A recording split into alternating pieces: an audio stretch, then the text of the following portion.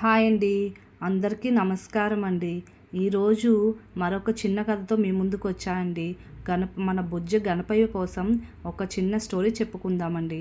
ఈరోజు మనం గణపతి బప్ప మహాభారతాన్ని ఎలా రాశారో తెలుసుకుందాం.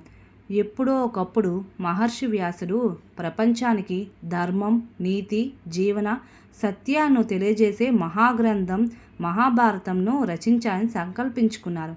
కానీ అంత పెద్ద గ్రంథాన్ని నిరంతరంగా రాసే వ్యక్తి కావాలి. అప్పుడు ఆయన గణపతి దేవుణ్ణి ఆశ్రయించి, ఓ గణేష, నేను చెప్పే మహాభారతాన్ని మీరు లిఖించాలి అని ప్రార్థించారు. గణపతి అంగీకరించి ఒక షరతు పెట్టాడు.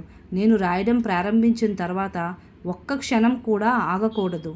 మీరు నిరంతరం శ్లోకాన్ని చెబుతూ ఉండాలి అని అన్నాడు. వ్యాస మహర్షి చిరునవ్వుతో, సరే, కానీ నేను చెప్పే ప్రతి శ్లోకానికి అర్థం పూర్తిగా తెలుసుకున్న తర్వాతే మీరు రాయాలి అని షరతు చెప్పారు.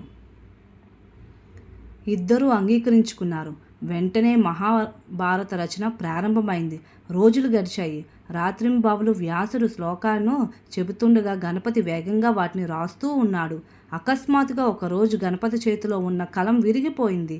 కానీ రచన ఆగిపోతే తన మాట తప్పినట్లు ఉంటుందని ఆయన భావించాడు. అప్పుడు గణపతి ఏమాత్రం ఆలస్యం చేయకుండా తన దంతాన్ని విరిచి దాన్నే కలంగా ఉపయోగించి రాయడం కొనసాగించాడు. తన కర్తవ్యాన్ని పూర్తి చేయడానికి చేసిన ఈ త్యాగం చూసి దేవతలందరూ ఆశ్చర్యపోయారు. వ్యాస మహర్షి కూడా గణపతి భక్తి, పట్టుదల, అంకిత భావాన్ని ఎంతో ప్రశంసించారు. అలా మహాభారతం అనే ప్రపంచ ప్రసిద్ధ మహాగ్రంథాన్ని పూర్తయింది. అందుకే గణపతికి ఏకదంతుడు అని పిలుస్తారు. ఆయన మనకు ఒక గొప్ప సందేశం ఇస్తాడు.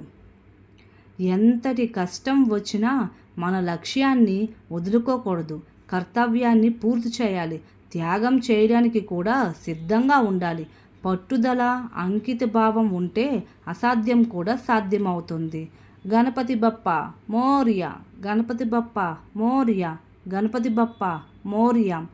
ఇలాంటి మరికొన్ని వీడియోల కోసం మన ఛానల్ని సబ్స్క్రైబ్ చేసుకోండి, లైక్ చేయండి, షేర్ చేయండి. Keep watch our channel.